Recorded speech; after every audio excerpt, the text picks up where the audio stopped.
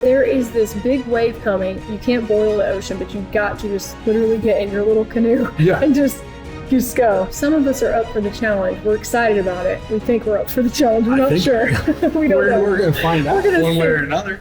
There's too many opportunities of acquisitions that you don't need to do greenfielding. I think if you can buy a business that's already existing, has the relationships, and is already profitable, it is still hard, but it is not as hard. And what's really cool about these vendors like Do It Best, True Value, like I'm not a hardware store, but I learned so much from their members. It's crazy. They're helping everyone. There's a lot of joy in that. I wish more people could see it. Welcome to the Grit Blueprint Podcast, the playbook for building unmistakable brands that grow, lead, and last in the built world. I'm Stephanie Couch, the founder of Grit Blueprint, and I'm a lifelong building industry insider. I was raised here, built my career here, and now my team and I help others win here. The truth is, you can be the best option in your space and still lose to someone else who simply shows up better and more consistently. Each week on the Grit Blueprint, I'm going to show you how to stand out, earn trust, and turn your brand into a competitive advantage that lasts. If you're ready to be seen, known, chosen, and become unmistakable, you're in the right place. Let's get started. Welcome to the Grit Blueprint Podcast. I'm your host, Stephanie Couch, and I'm here today live in Orlando with Jay Donnelly, and you are actually an owner of a paint store. So tell me a little bit about Flanagan's Paint and Supply. Yes, we're out of St. Louis, Missouri. 5 stores spread out all over the metro. 1 store is even on the Illinois side. We have like 20, 25 employees. My dad bought the business back in 2005, and when it was just 1 store, and I came on board in 2010. And from there, we've grown it to 5 stores. That's so cool. And you and I have been talking this week. So we're at IHI. You were in my sessions earlier, branding and AI. And we had a really good conversation. We actually built something during the AI session for you, a little promo with ChatGPT. Yes. And you're a very innovative leader. You're an NHPA board member. You are doing lots of cool stuff with educating and trying to bring our industry into, I guess we might say, 2025. Right. Stuff. Tell me a little bit about how you work with your business to try to handle things that are changing so much, because we've talked about being seen and getting out there and then using AI to do that. What I'm doing now is going to be changing, obviously, because I've learned a ton this week. But really, it goes back to making friends is our business. And, we just happen to sell paint. And so like everything I do, everything I throughout my day always reflects back to that. Like, am I making a friend? Because if we're not doing that, then we're not going to be able to work with this, right? Yeah. And so the part of my day I enjoy the most is work, just getting out, meeting other small business owners and letting them know I'm a small business owner. And you're selling paint and paint products. Yep. Benjamin Moore dealer. And we were talking a little bit about contractors and how do you make their business easier? How do you help them get more leads, get all these things? It's a big problem that I talk to a lot of business owners, and I think everyone's trying to solve that. But one of the things I want to ask you about, because I think there's no real perfect solution for any of these problems, but we have a lot of aging members of our hardware, paint, building industry community. A lot of owners are 60 to 70 probably-ish. Easily. And the things that are happening in our industry right now, the way AI is changing things, the way stuff is actually changing every week. Right. We were talking, why would someone that age not just say, I'm not going to go through this? How do we handle that in our industry? We've got to bring that next generation to do this with us. And right now, the problem with next generation is that they're seeing what their moms and dads and grandparents have done. Like, I'm not going down that road. Where I've seen, like, I can make that change if I can build my network. I met you this week. I've learned a ton. Thank you. And I think we just got to take the next generation, like looking at All Pro, they have a group called Next Gen. And taking that group and, really getting them to understand, hey, here, it's going to be really good. We just got to get there. Yeah. And it's, for some people, they're at different spots. And I think we just have to work together and try to utilize the sources for everyone to use. I think one of the struggles I see is that everyone's trying to like build their own wheel. Yeah. Solve it in their one store. Right. And you even saw it in some of the panels because you're like, you're Ty, who's in hardware sales out in the Pacific Northwest. He has the same challenges as me. Like he's the relationship guy of it. He's like, how do I keep trucking? I'm like, we probably should be working together to figure this out. So, well, and also thinking about how do we use technology to allow us to not do some of that, I'll call it busy work. It's very important stuff, the more admin type tasks, so that you can do what only you can do. That's the thing that I think is so hard to solve is, you're the face of the business. You're the person that's the sales front lead, making relationships happen. And you're only one person. So unless we do a Dolly the Sheep program with Jay, or maybe could do that, that is one solution. But I do think with AI, we can replicate some of those things. Maybe your voice to write content, maybe something where, you're typing emails quicker so you have more time to call customers or whatever those things are. That's what I want to solve, is figuring out how do we keep the good parts of the business. I believe that at least in our lifetimes, we just found out we're literally the exact same age. I'm 10 days older. I'm pretty upset about that. But at the end of the day, it's a relationship business. It's going to be a relationship business. It has to be. But if we can take those other cool things like AI and use that to give us more time to build relationships, that's where we cook with gas, right? That's where we can level up. Absolutely. And so if we can solve that, I think it's huge. What do you think the opportunity is for young leaders, people who want to start a business, don't already have one, or somebody like you that already has, some stores, with the older generation getting ready? There's a big statistic out there that a lot of businesses are going to close. They will not sell. These people have worked their entire lives to build something. And because they just say, I'm done, or I can't sell, I don't know who to sell to, they're just out. What's the opportunity for people like you? Oh, it's endless. But I think it's also like, you've got to be very strategic, and you've got to be you need to walk. Everyone's talking about how everything's moving so fast, and like, you look at acquisitions, you need to really, look at what every aspect of it is. And I think utilizing AI to do some of this stuff is going to be a game changer in making decisions. Back to the question of like, how do we get someone? I don't know the answer. Yeah. I don't.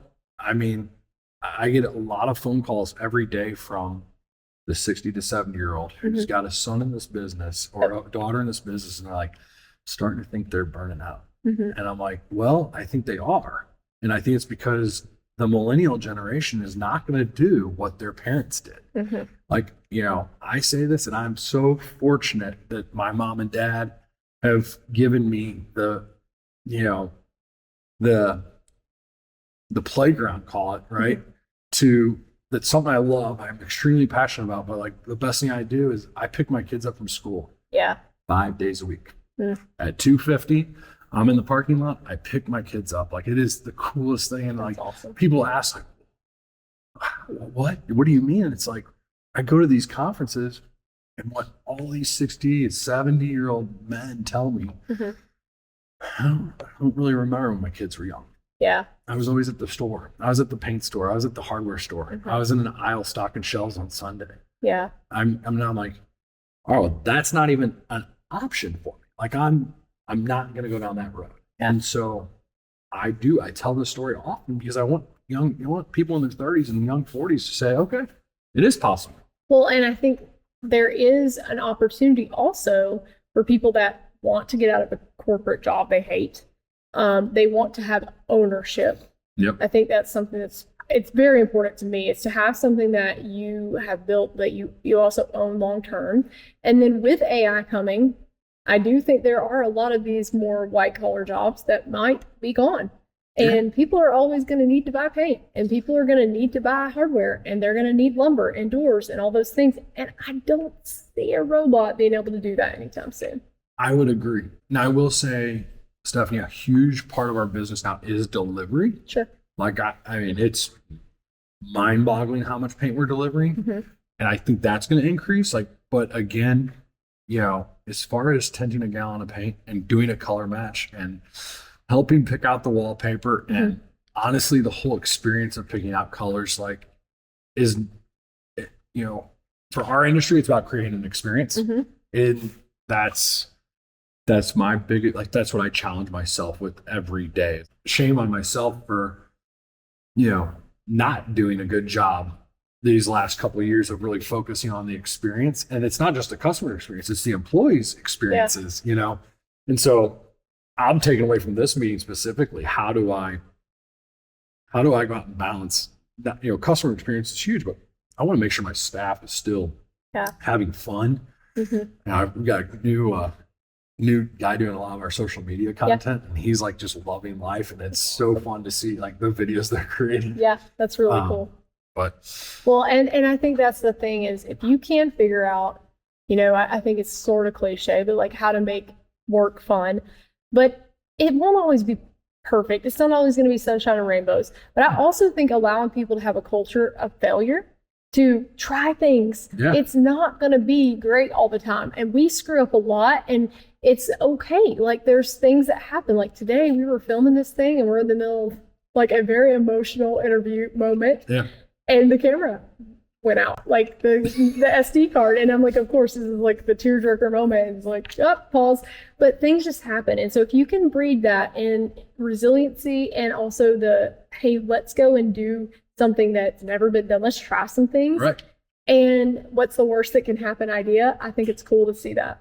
Right now, my 10-year-old is going through the 10-year-old phase with their emotion. And that's one of the things we've been coached on. Is like, what's the worst that's going to happen? It's just paint, you know, try it, you know, throw something at the wall. If it sticks, it's, you know, great. If it doesn't, move on. You know? I've done that for 16 years. It's the only way to be an entrepreneur. If you don't have that spirit, I don't think you'll ever survive.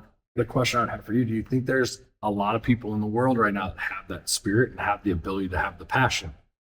Or are there a lot of people thinking, I can be an entrepreneur and it's, you know, set it and forget it? This channel's not that. No, I don't think. I think when I started my business, the first like 2 months, I had left my corporate job by force, got fired. But I was like, why is everyone not an entrepreneur? I was feeling good. It was still hard because we were scared we weren't going to make it. We didn't have any money, but it was like, this is free, you know. And then about 6 months in, I was like, oh yeah, this is for 5% of people, maybe 5%.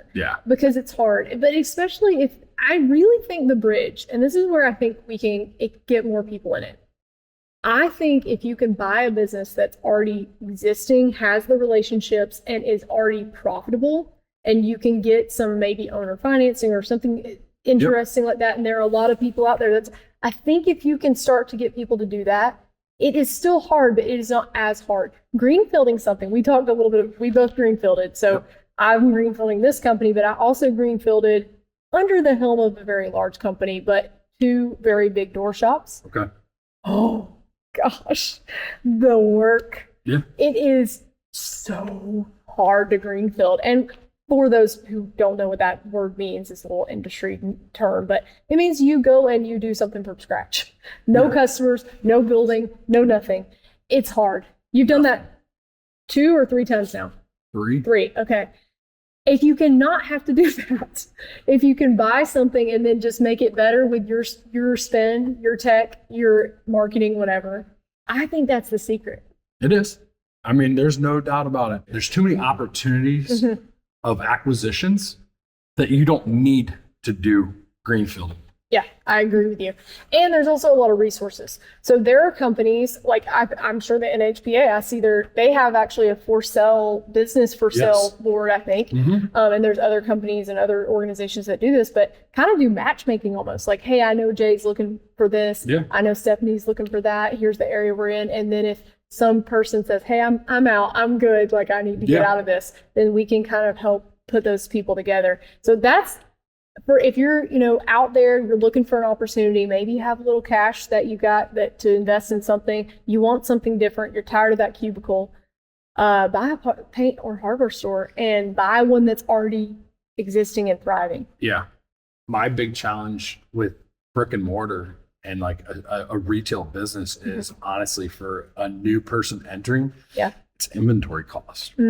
Yeah. Like I had a conversation with one of my mentors, and he's like, where are you at on inventory? And I'm like, oh, it's a lot of money, and it's sitting on a shelf. Yes, it's producing money when it sells, but up until that point, it's just, you like I've started teaching my staff, like, hey, you're using that doorstop over there. What's the most expensive doorstop you've ever bought? And they're like, I don't know, $3. I'm like, well, that 5-gallon bucket of paint that's been there for 3 months, that's about $150 doorstop you're using. Yeah. And they're like, holy cow. They don't think about that, right? And so I walk into my stores and I look at inventory, I just see $100 bills. That's all it is to me. And it is. I really hope vendors start to see some of these inventory struggles, whether it's hardware, paint stores, and help facilitate how to stock stores better. Yeah. People don't understand terms and all that stuff. And paint has an actual shelf life, but it's more about just, it's been sitting there. I remember, this is actually an interesting thing because you have a paint store and love it, but my dad's least favorite item in our store was paint. He literally hated it. And you know why? Because it's just so easy to screw up, which, doors and windows are a lot more expensive and they screw up pretty easy too. But he loved lumber. He was a lumberman. And so we got rid of paint. And I remember he was like, it's the best day of his life because he had so many paint cans that were mismixed and they were just, then we had to put $2 on it or whatever. Yep. But there's always high stakes in any business with that. And you get an inventory buy wrong, you think something's going to hit, it doesn't. There is a lot that can be done there. So I think it's a little bit of a wild ass guess, right? Yeah. But it's also a little bit of a, hey, let's see, like you said, the sharing information. Maybe somebody's already done that or tried it, or, maybe there's resources in these associations that can help you know what's coming. Right.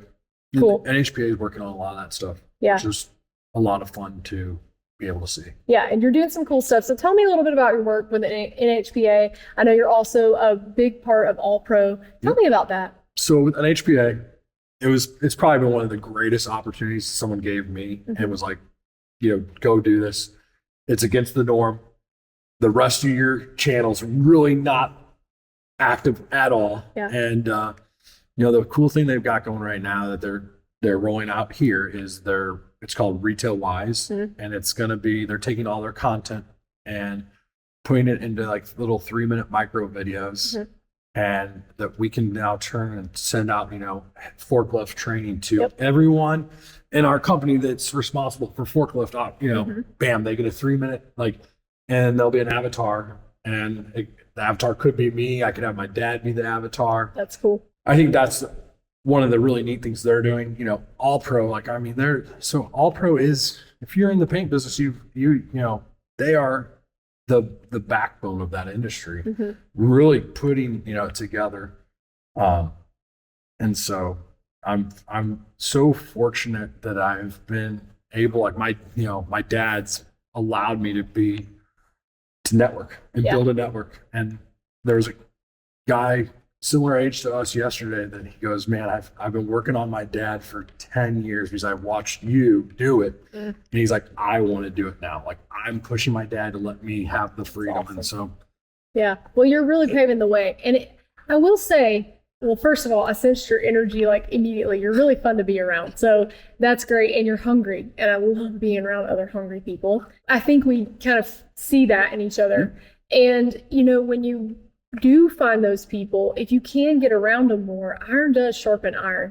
And you have learned things that I don't know and vice versa. And I think people are pretty open, especially when they're hungry. If you're not in direct competition with each other, which most of us aren't, you're going to share, because if I can help you make your business better, I see that hunger, that fire in you. Yeah. And it's really cool to be able to do that for each other. So I love that. I feel like there's this whole wave of I guess it's millennials. Some of them are younger than that, 30 to 45-year-olds Yeah. that we're taking over the next generation of our family businesses, or we're building our own legacy, however it works. But there is this big wave coming, and I think some of us are up for the challenge. We're excited about it. We think we're up for the challenge. We're not sure. We don't know. We're going to find out one way or another. But I do think that's exciting. And so every time I come to something like this and I meet someone like you, which I'm fairly certain we've met before, but we couldn't figure out where. But I know that it's going to be okay because there are people like you that are hungry enough to go figure it out. And that's exciting to me. And I think there's also other support like the NHPA, like we're here with Do It Best and True Value. There's other people that are helping make that work. And what's really cool about these vendors like Do It Best, True Value, like I'm not a hardware store. Yeah. I have conversations with them, but I learned so much from their members. It's crazy. Yeah. And I think it's really cool how they invite, like it was an open door on Tuesday, right? Yeah. Like, I mean, you didn't have to be a Do It Best person. They're helping everyone. Yeah. And there's a lot of joy in that. Like, yeah. I wish more people could see it. So I am curious, you were in the visibility session. We talked about branding, more traditional marketing stuff. And then you were in the AI session. So I'm curious some of the things that piqued most of your interest or made you think about something differently from those sessions. So the statistic you shared about the 45 billion searches a day and how Google's only getting 18% of it. Yeah. Like that's wild.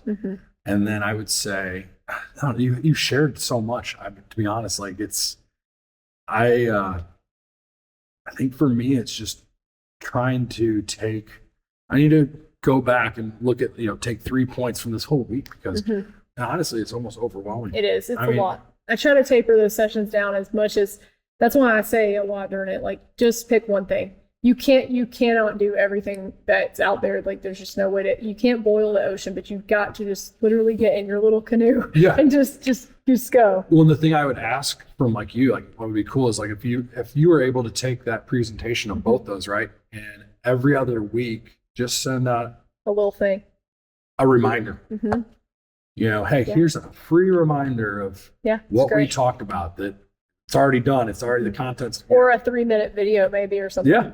Yeah. Okay. Got it. Yeah. We're building a series called Built to Win, and that's kind of the idea around it. Okay. Because I do think that it's really hard. You come here, it's kind of like summer camp. I don't know. Did you ever go to summer camp? Yeah. Okay. Or like VBS or something when you're a kid. And you go and you're like, sure, like I'm going to win. And then you get home and life hits, right? And those people call and the guys at the counter or the problem comes. And it's like that energy and all the ideas are amazing, but it's so much. So how do you tailor that down to something, number one, you can accomplish? Yes. And number two, that will actually help your business, because just because it's a cool idea or it's something that will work for someone doesn't mean it's the best thing for you. So my takeaway from the IHI conference is to go back and sit down with Tony, who's my general manager, first, and just lay out where are all his pain points in our operation. From there, go to each one of our store managers. I need to compile the list, because then I have a starting point, right? And I don't think if we just keep throwing darts at all this stuff, that's going to burn people out. Yeah. I need to figure out what all they are. And then is there solutions with AI or, and they have to be the right solution, right? And, if it's not 100%, then we'll just leave it on the list. Yeah. 6 months, we look at it again. So I think that's my biggest takeaway. Even like compiling, like from your seminars, I presented both days on business to business, and I'll be honest, I met Ty for the first time, and I learned a ton from him. That I'm like, we're up here together, and he told me the same thing. He's like, I never thought about doing that. Yeah. I'm like, I was shocked that the room was full on both of my presentations, and I was like, panels. I was like, holy cow. That's awesome. People are interested in this segment. So and I think people are really excited about coming in and growing in a way that people say it's a down market, but I think, I don't really listen to that much, because here's the deal. If you have 100% market share, sure, that matters. If you have less than 20, 30% market share, it doesn't matter. It's endless. When my dad, when he first came to me to get in this business, he's like, Jay, you realize we could grow 25% year over year over year over year, probably for another 15 years Yeah. and still not be.